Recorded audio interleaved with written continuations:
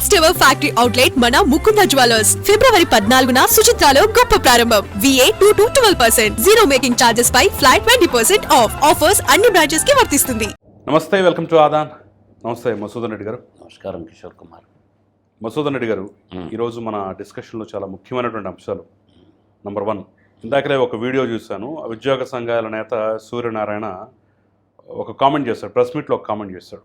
నువ్వు 24 అవర్స్లో లేదా రేపు ఉదయం సంథింగ్ ఈ టైం కల్లా SRK సజ్జల రామకృష్ణారెడ్డి దగ్గరికి వెళ్ళి లొంగిపోకపోతే ఇక ఇది నీకు ఆఖరి ఛాన్స్, ఇక నేను చంపేస్తామనేటటువంటి రేంజ్లో భయపెట్టాడు అని చెప్పేసి, ఇది సాక్షాత్తు అప్పుడు ఇంటెలిజెన్స్ చీఫ్ PSR ఆంజనేయులు భయపెట్టాడని చెప్పేసి ఒక వాస్తవాన్ని చానాళ్ళ తర్వాత రివీల్ చేసే ప్రయత్నం చేశారు.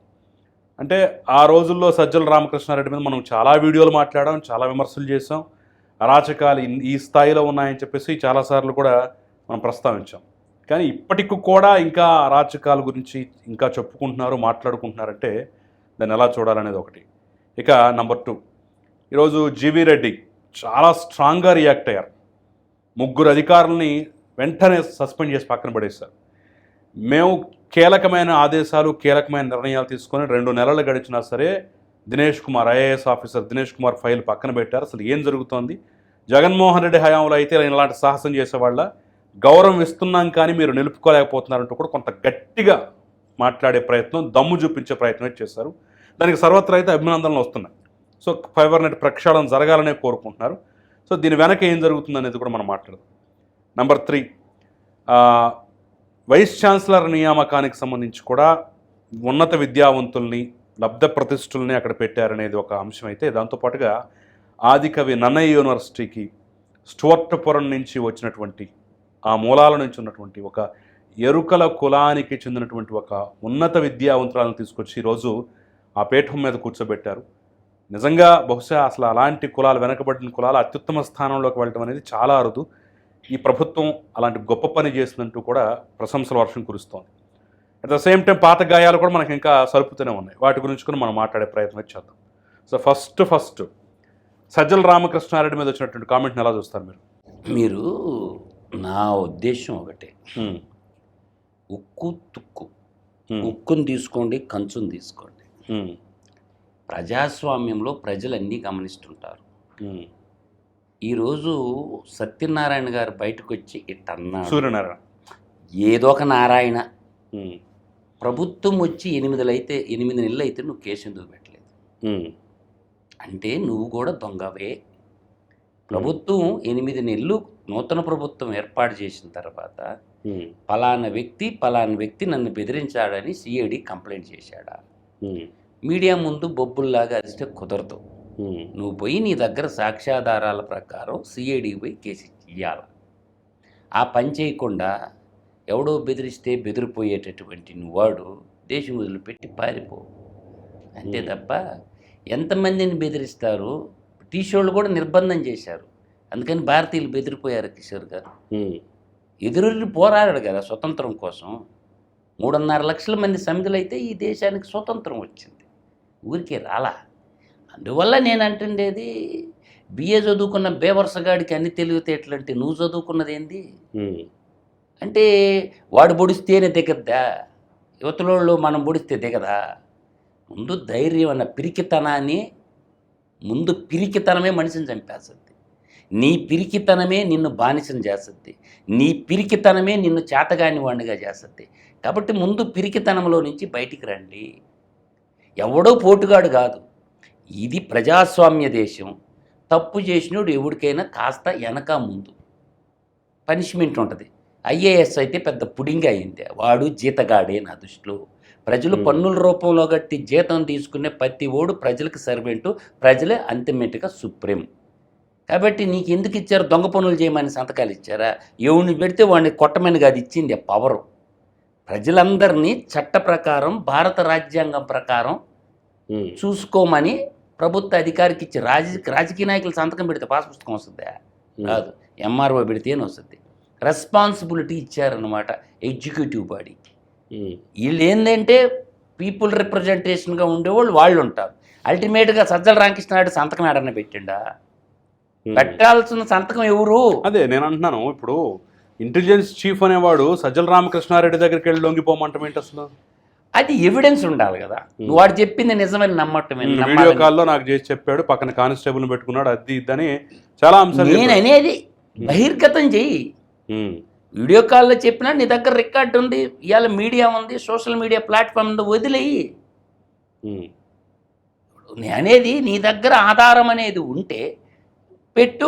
చీఫ్ జస్టిస్ ఆఫ్ ఇండియాకి పంపించవచ్చు, చీఫ్ జస్టిస్ ఆఫ్ ఆంధ్రప్రదేశ్కి పంపించచ్చు, ప్రథమ పౌరుడైన గవర్నర్కి కూడా రిలీజ్ చేయవయ్యా. నువ్వు ఎవరు వద్దంటారు నిన్ను? అందువల్ల పిఎస్ఆర్ ఆంజనేయులు నన్ను బెదిరించిండు, సజ్జల రామకృష్ణారెడ్డి నన్ను బెదిరించిండు. ఇప్పుడు 8 నెలలు అయింది కదా నూతన ప్రభుత్వం ఏర్పాటయ్యి.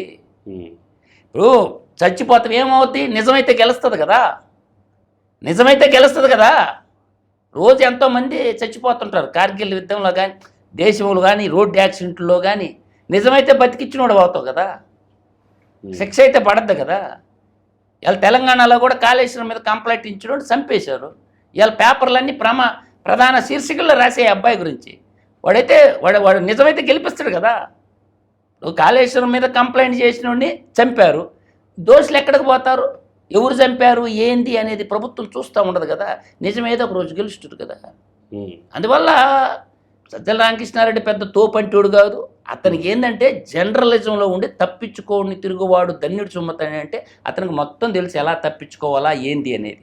కాబట్టి వెప్పలను వాడుకున్నాడు. నేను వాడిని కాదు అంటాడు. అప్పుడేం చేస్తాడు ఈయన? సజ్జల రామకృష్ణారెడ్డి నేను వాడిని కాదు, నీ దగ్గర ప్రూఫ్ ఉంటే బయట పెట్టి అంటాడు. అప్పుడేం చేస్తావు నువ్వు? ఇండియన్ ఎవిడెన్స్ యాక్ట్ అయితే పనిచేయాలిగా, నీ దగ్గర ఆధారం ఉంటే చూపించాలిగా. అందువల్ల ఏంటంటే బెదిరించేవాడు, బిక్కుమంటూ బతికుండేవాడు నా దృష్టిలో చేతగానేవాడు. ఇప్పుడు నన్ను బెదిరించడం లేదంటే కిషోర్ గారు ఎంతమంది బెదిరిస్తాం నన్ను? పిక్కొరా ఇంటికి అంటుండా. ఎవరిని బెదిరిస్తావా నువ్వా? నా తిండి నేను తింటున్నా, నా బట్ట నేను కట్టుకుంటున్నా, నీతిగా బతుకుతుండా, నిజాయితీగా ఉంటుండా. ఏంది వాడు బెదిరించేది, ఈడు బెదిరించేది? పుట్టేది ఒక రోజు, చచ్చేది ఒక రోజు. తల్లి గర్భం నుంచి భూగర్భం మీదకి వచ్చి ఏదో ఒక రోజు భూగర్భంలో కలిసిపోతాం. దానికి ఎందుకు అశాశ్వతమైన జీవితం కోసం భయంగా బతకండి. నిజం ఉంటే చెప్పండి. ఎంత పెద్ద ఓడి మీద కేసు పెట్టండి, ఎత్తి బొక్కలేసండి కూటమి. సార్ ఖచ్చితంగా ఇప్పుడు రేపు ఆధారాలు, సాక్ష్యాలు, ఎవిడెన్స్లు ఇవన్నీ చర్చకు వస్తాయి. ఇవన్నీ రేపు కేసు వరకు వెళ్తే వస్తాయి. అంటే ఈ ఆయన చెప్పినటువంటి ఈ అంశం చూస్తుంటే, వింటుంటే మీకు ఏ కోశానైనా సరే ఎస్ ఇలా జరిగే ఉంటుంది, వాళ్ళ తీరు, వాళ్ళ తత్వం, గత చరిత్ర చూస్తుంటే అనిపిస్తుందా? నేననేది ఒక్కటి చెప్తున్నా, సమస్యలను పక్కదారి పట్టిస్తుంది మీడియా. సమస్యలన్నింటినీ పక్కదారి పట్టిస్తుంది నేటి మీడియా. అసలు ఈరోజు మీడియా అనేది వాళ్ళ పాత్ర పోషించడం లేదు. వ్యాలిడ్ క్వశ్చన్లు ప్రభుత్వం మీద రైజ్ చేయటం లేదు మీడియా. వ్యక్తుల మధ్య నడిపిస్తున్నారు. వాడేమన్నాడు, ఈడేమన్నాడు. వ్యక్తుల కంటే కూడా ప్రజాస్వామ్యం గొప్పది. ఇప్పుడు బడ్జెట్ వస్తుంది కిషోర్ గారు. బడ్జెట్ మీడియా అంతా దేని మీద ఫోకస్ చేయాలా? పాత బడ్జెట్ మీద మీరు చర్చ ఎందుకు పెట్టరు? పాత బడ్జెట్ డబ్బులు ప్రజలు పన్నుల రూపంలో కట్టిన డబ్బులు ఎంత వచ్చినాయి, దేనికి ఎంత ఖర్చు పెట్టారు, పాత బడ్జెట్ గురించి చర్చ జరగాల మీడియాలో ప్రధానంగా. తదనుగుణంగా ప్రజలకు మేలు జరగద్ది. ఇరిగేషన్లో, R&Bలో అన్ని రకాలుగా చర్చ అనేది బడ్జెట్ పెట్టి వదిలేస్తున్నారు ప్రజలందరూ. ఎవరు ఇంటలెక్చువల్ కూడా మాట్లాడటం లేదు. నా ఆవేదన ఏంటంటే పోయిన సంవత్సరం బడ్జెట్ పెట్టారు కదా, ఆ బడ్జెట్ నిధులు దేనికి ఎంత ఖర్చు పెట్టారు అనే లెక్కాపత్రం మీద చర్చ జరిగి నూతన బడ్జెట్ ప్రవేశపెట్టాలి ఆర్థిక మంత్రి. అది జరగటం లేదు కదా దేశంలో. ఇటువంటి వ్యక్తుల కన్నా కూడా ప్రజాస్వామ్యం గొప్పది. ప్రజల పన్నుల రూపంలో కట్టిన డబ్బు కదా, దాని మీద మీడియా ఎందుకు ఫోకస్ చేయటం లేదు? అంటే సెంట్రలైజ్డ్ కరప్షన్ అనే దానికి అలవాటు పడ్డటువంటి వ్యక్తులు ఈరోజు నేననేది ఏంటంటే సెంట్రలైజ్డ్ కరప్షన్కి అలవాటు పడ్డటువంటి వ్యక్తులు. ఇప్పుడు ఎంపీలు ఎంతమంది ఉంటారు? ఒక 25 మంది ఎంపీలు ఉంటారు. ఒక 175 మంది ఎమ్మెల్యేలు ఉంటారు, 200 మంది. రాజ్యసభలో ఒక 18 మంది ఉంటారు, 218 మంది. అంటే ఈ 218 మందే పోటుగాళ్ళ అంటున్నా నేను. అంటే మీరు చేస్తేనేనా ప్రజల సంఘటిత నిధిలో డబ్బు మొత్తం కూడా ఏ శాఖ మేము దీనికి ఇంత ఖర్చు పెట్టాము అని చెప్పి పబ్లిక్గా ఎప్పుడన్నా వచ్చి చెప్తున్నారా? గతం గత కృష్తో నాస్తి దుర్భిక్షం అన్నారు పెద్దోళ్ళు. ఏ శాఖన్న తీసుకో, నీ ఇష్టం వచ్చిన శాఖ తీసుకో కిషోర్ కుమారు. ఎవరు చెప్పారు, ఏ మంత్రి చెప్పాడు, ఎప్పుడు చెప్పాడో నాకు అంటున్నా నేను. అందువల్ల ఈరోజు నేను మొన్న నీతో కూడా అన్నా, ఒక స్వతంత్రం వచ్చి 77 ఏళ్ళు అయితే ఒక రెవెన్యూ గ్రామం అంటే 2 గ్రామాలు, అసలు పాస పుస్తకాలే లేవు. నేను మొన్న చెప్పాను నీకు, 2 గ్రామ పంచాయతీలకి నెల్లూరు జిల్లా ఉదయగిరి నియోజకవర్గంలో జలదంకి మండలంలో సోమర్పాడు అనే రెవెన్యూ విలేజ్లో సోమర్పాడు ఒక గ్రామ పంచాయతీ, కొత్తపాలెం ఒక గ్రామ పంచాయతీ ఉంటే దాదాపుగా 3000 మంది రైతులుంటే ఒక్క పాఠ పుస్తకం లేకపోతే రెవెన్యూ మంత్రి ఏడబడుకొని ఉండో. అవుపాళ్ళ ప్రజా సమస్య పోయిండి ఆ గ్రామానికి. ఆ జిల్లా కలెక్టర్ అయినటువంటి కార్తికేయను పోయాడా, ఆ ఊరికి పోయాడా జాయింట్ కలెక్టరు? అంటే నేను అనేది ఇటువంటి ప్రజా సమస్యలని తప్పుదావ పట్టించడానికి నేను అనేది అది కాదు. రాజాం దగ్గర కూడా ఉంది ఒక విలేజ్, 850 ఎకరాలు పాస పుస్తకాలు లేవు. స్వతంత్రం వచ్చి ఇన్నేళ్ళు అయితే ఎస్టేట్ అబాలిష్ యాక్ట్ 1948 చాలా మందికి ఏంటంటే ఎస్టేట్ భూముల్ని ఆ యాక్ట్ని 1948లో రద్దు చేసి దాన్ని ఇంటూ కన్వర్షన్ రైతువారీ పట్టా 1948 సుప్రీంకోర్టు ఆర్డర్ ఉంది.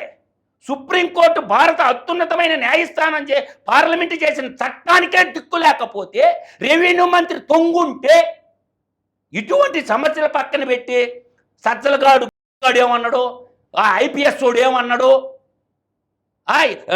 నీళ్లు ఎన్ని చెరువులకి నీళ్లు ఇచ్చాము, ఇరిగేషన్లో ఎక్కడెక్కడ పారుదల వస్తుంది ఈ మాట్లాడరా, ఎన్ని కోల్డ్ స్టోరేజ్లు కట్టారు, ఈ చర్చ జరగాల్సి ఉంది. కోల్డ్ స్టోరేజ్లో ఎన్ని నియోజకవర్గాలకు ఎన్ని శాంక్షన్ అయ్యి ఎన్ని కట్టారు చెప్పాలి కదా. ఇవాళ అటవీ శాఖలో పవన్ కళ్యాణ్ డిప్యూటీ సీఎం గారు విజిలెన్స్ ఎంక్వైరీ అయిపోయింది. ఫారెస్ట్ భూముల్లో జామాయిలు నిత్యం కొట్టేస్తున్నారు, దొంగతనానికి అలవాటు పడిపోయినారు. ఇవాళ ఎస్పెషలీ జామాయిలు ఎక్కడ టెండర్ పెట్టారు, ఎంత కమ్మారు, కోట్ల విలువైన సంపద రోజు లూటీ అవుతుంది. జరగటం లేదా? ప్రభుత్వం జామాయిలు కొట్టడం లేదా? అక్కడన్నా చెప్పండి. కొట్టడం లేదు, ఎక్కడ టెండర్ లేదు, తెల్లరాయి దొంగతనం జరగటం లేదా? రోజు తెల్లరాయి దొంగతనం జరుగుతుంది, ప్రతి నెల రేషన్ బియ్యం దొంగతనం జరుగుతుంది. ఇటువంటి ప్రజా సమస్యల మీద చర్చలు చేస్తే మంచిగా ఉంటుంది. వాడేమన్నాడు, ఈడేమన్నాడు, వంశీగాడు ఏమైతే మనకెందుకు? అంగన్వాడీ బిల్డింగ్లు కూలిపోయే దశలో చాలా బిల్డింగ్లు ఉన్నాయి. ఎన్ని బిల్డింగ్లకి ఎస్టిమేషన్ వేసారో నాకు చెప్పండి. ఎన్ని నూతన బిల్డింగ్లు నిర్మాణం చేస్తున్నావో మనకు చెప్పండి. ఇవన్నీ లేకుండా 2 మాత్రం నడుస్తున్నాయి, పోలవరం, అమరావతి ఒప్పుకుంటాం. గ్రామీణ ప్రాంతాల్లో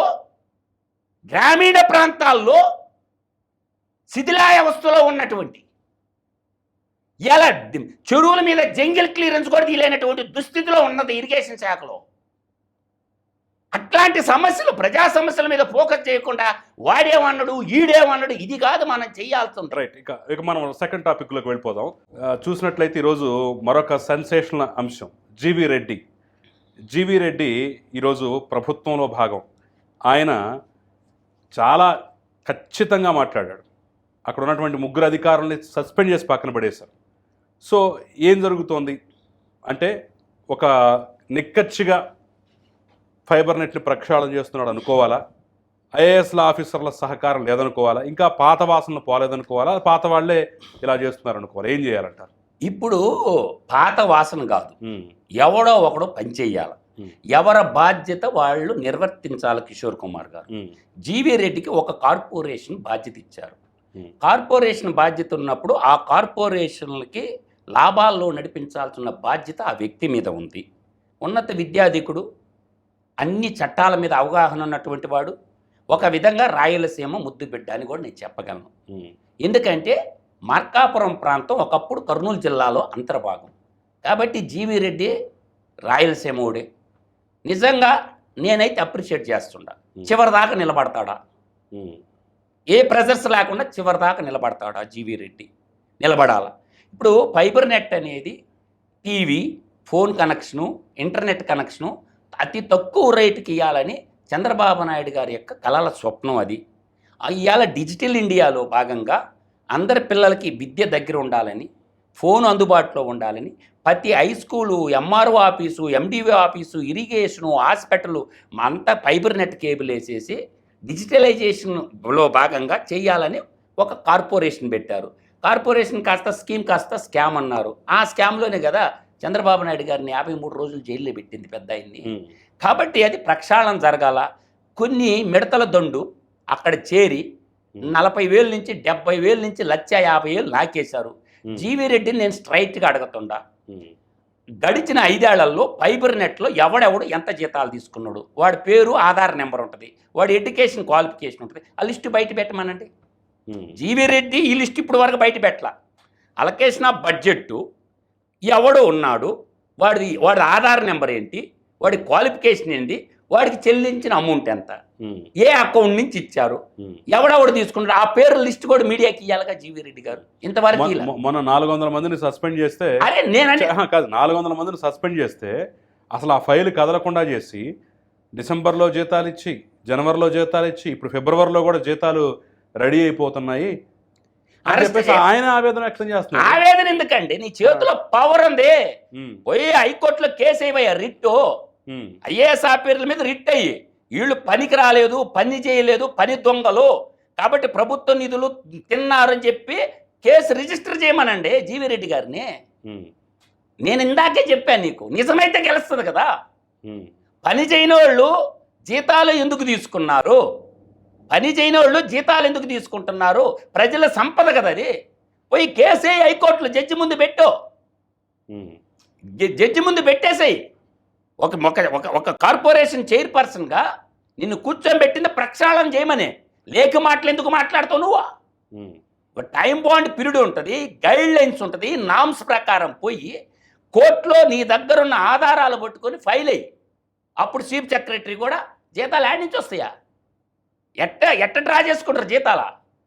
కాబట్టి కేసేయి, చట్టం ముందు నిలబెట్టు దోషులుగా.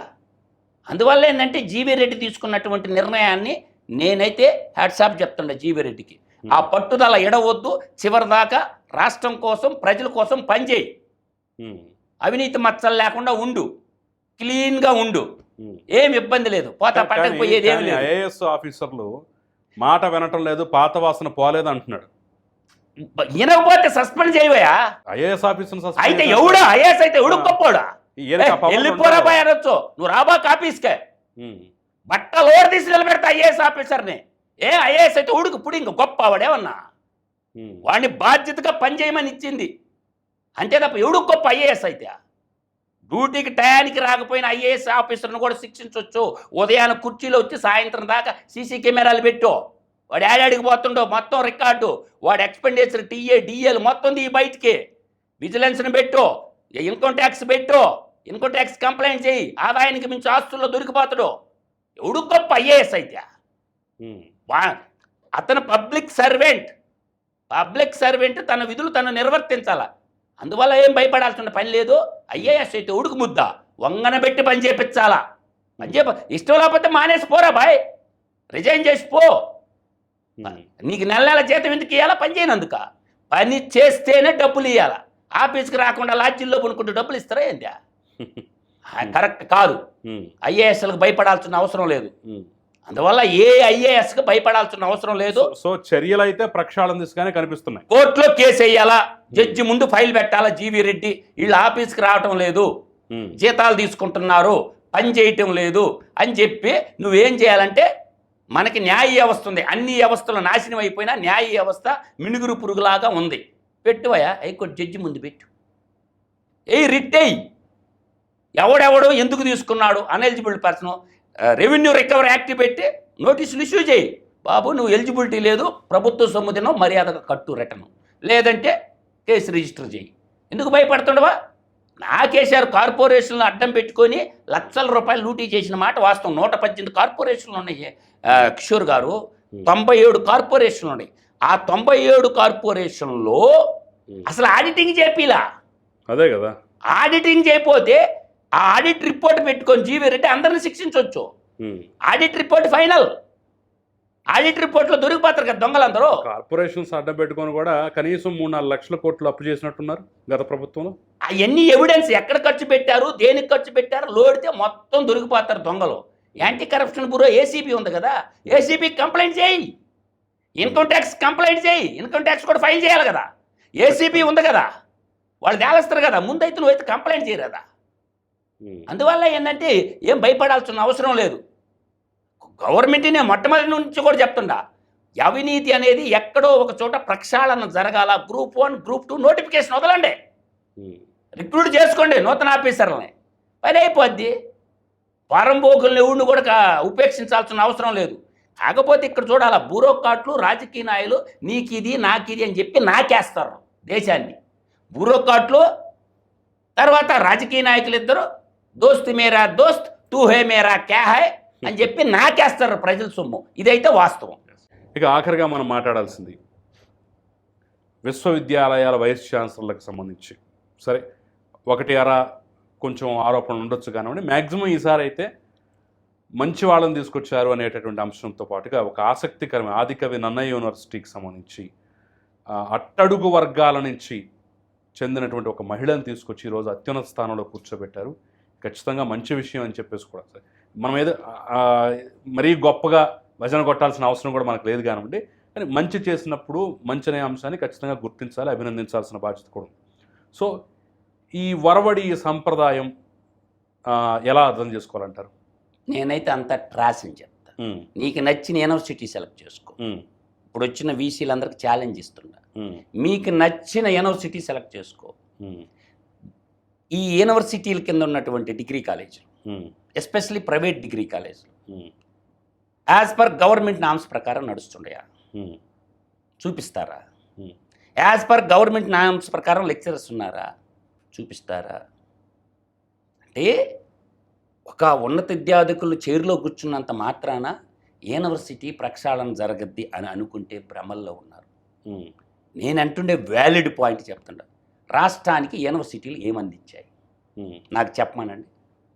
రాష్ట్రానికి ఏమందించాయి ఈ యూనివర్సిటీలన్నీ? ఏదన్నా ఒక డ్రాయింగ్ గీసుకోవాలంటే ప్రభుత్వాల్లో ఏదన్నా ఒక any kind of department, Kishore గారు, పంచాయతీరాజ్ ఉంటుంది, ఇరిగేషన్ ఉంటుంది. నేను ఎందుకు చెప్తాను అనుకుంటుంటే, ఈ రోజుకు కూడా ప్రభుత్వాలు ఎవరికో కన్సల్టెంట్ ఇస్తున్నారు. ఎందుకు? యూనివర్సిటీల్లో సివిల్ ఇంజనీర్లు లేరా? యూనివర్సిటీలో ఎంటెక్ చదివే ప్రొఫెసర్లు లేరా? గీసి ఇవ్వలేరా డ్రాయింగ్లా? దానికి కూడా ప్రజలు డబ్బులు కట్టాలనా? ఏ యూనివర్సిటీ ఏమందించిందో నాకు చెప్పమనండి. 17 యూనివర్సిటీలు ఉన్నాయి కదా, 17 యూనివర్సిటీలు ఉంటాయి. ఈ 17 యూనివర్సిటీలు రాష్ట్ర ప్రజలకి ఏమి ఇచ్చాయో నాకు చెప్పమని అంటుంటా. అంటే సివిల్ ఇంజనీర్లు డ్రాయింగ్లు గీలేరా? మెకానికల్ ఇంజనీర్లు డ్రాయింగ్లు గీలేరా? ఒక డ్యాము నిర్మాణం చేయాలంటే కన్నయ్య లాంటి రావాలా? లేరు ఇంజనీర్లా? అగుపట్టంలా? నేను అందుకే అంటున్నా, నీ ఇష్టం వచ్చిన యూనివర్సిటీ పరిధిలో కాలేజీలకు పోదాము. గవర్నమెంట్ నామ్స్ ప్రకారం లెక్చరర్స్ లేరు, ప్రొఫెసర్స్ లేరు, తాత్కాలికం. ఈరోజు ఎడ్యుకేషన్ అనేది ఇంటర్మీడియట్ వరకే క్రమశిక్షణగా నడుస్తుంది కిషోర్ గారు. ఆ తర్వాత యూనివర్సిటీలో జరిగేదంతా పెద్ద డొల్ల, పెద్ద కుంభకోణాలే. కుంభకోణాలకి నిలయగా రాజకీయ నాయకులకే వారధులుగా, రథసారథులుగా వీసీలు పనిచేస్తున్నారు.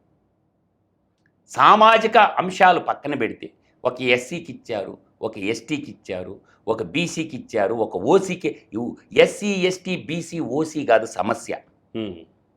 ఎస్సీ ఎస్టీ బీసీ ఓసీ కాదు సమస్య. ఏం అందించారు జాతికి? ఒక విక్రమసింహపురి యూనివర్సిటీలో గాలి ఆడని కాలేజీలు, డిగ్రీ కాలేజీలు పర్మిషన్లు ఇచ్చారు. ఆ పర్మిషన్ల మాటున మీరు చేస్తున్న అవినీతి ఎంత? ఏ private degree college owner norms ప్రకారం నడిపిస్తుండే 4 చూపించమని చాలు, ఎక్కువ వద్దు. 4 ఉండవు, ఒక్కటి కూడా ఉండవు. కానీ వాటికి పర్మిషన్లు ఇస్తుంటారు. ఆ కాలేజీ నుంచి ఎగ్జామ్స్ నడుస్తూ ఉంటాయి.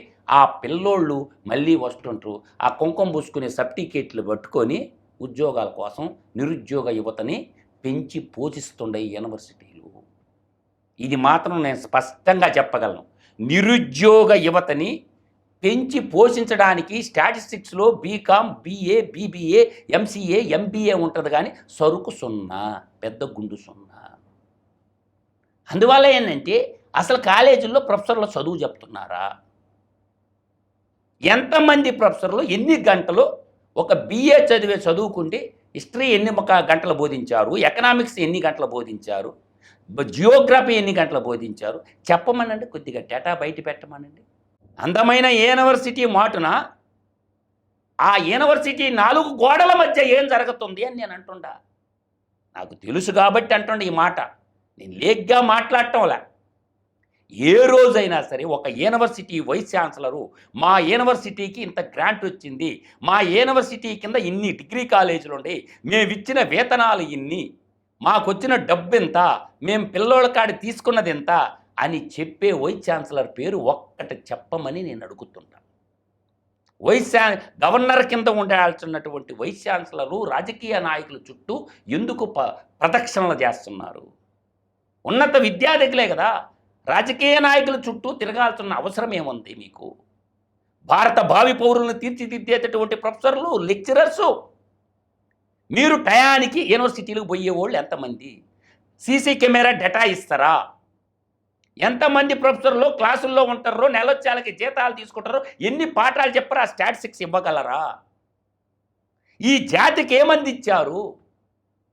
ఒక్కసారి గవర్నమెంట్ ఉద్యోగమో గవర్నమెంట్ జాబో వచ్చిన తర్వాత హాడ్ బిందాస్, నెలొచ్చాలకి నా జీతం నాకు వస్తుంది. నేను చెప్తున్నా, గుర్తుపెట్టుకోండి, రోజుకి 24 గంటల్లో అట్లీస్ట్ నీతికి నిజాయితీకి నిలబడ్డోళ్ళు ఒక 4-3 ఉంటారు ప్రొఫెసర్లు అంతే. మిగతా 90% ప్రొఫెసర్స్ అయితే క్లాసులకు కూడా బారు. కిషోర్ గారు క్లాసులకు కూడా బారు. ఇది జరుగుతున్న కథ తంతు. నీ ఇష్టం వచ్చిన యూనివర్సిటీకి పో, నువ్వు కెమెరా ఎత్తుకొని, నీ ఇష్టం వచ్చిన యూనివర్సిటీ నేను చెప్తున్నా. ఇప్పుడు వీసీల నియామకం అనేది కూడా పెద్దగా యూనివర్సిటీలో మార్చదంటారు. ఏమిచ్చారో అని నేను అడుగుతుండా. ఒక ఆంధ్ర యూనివర్సిటీ నుంచి ఈ జాతికి ఇచ్చింది ఏంటి అని నేను అడుగుతుండా. ఆడ ఇంజనీరింగ్ కాలేజీ ఈ జాతికి ఏమి డిజైన్ ఇచ్చింది? ఆడున్న సివిల్ డిపార్ట్మెంటు ఈ జాతికి ఏమి ఇచ్చింది? ఏమి టూల్ కనుక్కున్నది మెకానికల్ డిపార్ట్మెంట్లో? స్ట్రక్చరల్ ఇంజనీరింగ్లో ఏమి డిజైన్ ఫ్రీగా ఇచ్చారు? ఇది కదా కిషోర్ గారు వ్యాలిడ్ పాయింట్. యూనివర్సిటీలో అత్యున్నతమైనటువంటి ప్రొఫెసర్లు జాతికి ఇచ్చింది ఏంటి అని అడుగుతున్నా నేను. ఒక ప్రాజెక్టుకి ఇప్పుడు chief minister of Chandrababu Naidu గారు ఉన్నారు. ఒక డిపిఆర్ తయారు చేయాలంటే అవుటర్ రింగ్ రోడ్ డిపిఆర్ అన్ని యూనివర్సిటీలో ఉన్న ప్రొఫెసర్ని ఒక యూనిటీగా చేసి డ్రాయింగ్ గీయలేరా? ఎక్కడో పరాయి దేశత్తోడు వచ్చి డ్రాయింగ్ గీయాలి మనకే? నేను అంటుండే ఆవేదనతో ఈ మాట అంటుండా. ఏమి అభివృద్ధి, టెక్నాలజీ అభివృద్ధి చేసి రాష్ట్రానికి ఇచ్చారు నాకు చెప్పండి. పక్క దేశాల్లో యూనివర్సిటీలో ప్రొఫెసర్లే కదా టెక్నాలజీని డెవలప్ చేసింది. మీరు ఇప్పుడు ఫార్మసీ ఉంటుంది, ఎంఫార్మసీ, బీఫార్మసీ, R&Dలో ఉంటుంది, ల్యాబ్ ఉంటుంది, కెమికల్ ల్యాబ్. ఇన్ని మెడిసిన్స్ కనుక్కొని జాతికి అందించారు. కెమికల్ ఇంజనీరింగ్ డిపార్ట్మెంట్ ఉంటుంది కిషోర్ గారు. ఈరోజు ఎక్విప్మెంట్ డిజైన్ అని ఉంటుంది కిషోర్ గారు. కెమికల్ ఎక్విప్మెంట్ మీరు నక్కపల్లి సెజ్జుకెళ్ళండి, లాట్ ఆఫ్ కెమికల్ ఎక్విప్మెంట్స్ ఉంటాయి. ఎన్ని డిజైన్ల డ్రాయింగ్లు మీ దగ్గర ఉన్నాయి? అడిగేటోడు ఎవరు లేరు కిషోర్ గారు. కుంకుమ పూసుకునే యూనివర్సిటీ పట్టాలు ఇస్తారు, దానివల్ల ఉద్యోగాలు రావు. కాకపోతే పర్సంటేజ్లు ఉంటాయి, 80%, 90%, 20%. దేనికన్నా 4 గీసుకొని కూడా పనికిరావు. అందువల్ల నేను అంటుండేది ఏంటంటే ఈ యూనివర్సిటీలన్నీ కూడా సర్టిఫికేట్లు ఇవ్వటానికి, ఎగ్జామ్ పెట్టడానికే ఆధునిక మొండి గోడలు అని మాత్రం నేను చెప్పగలను. ఆధునిక మొండి గోడలు. విజ్ఞానం 0, జ్ఞానం 0, ఆధునిక మొండి గోడలని మాత్రం నేను బల్ల గుద్ది చెప్పగలను.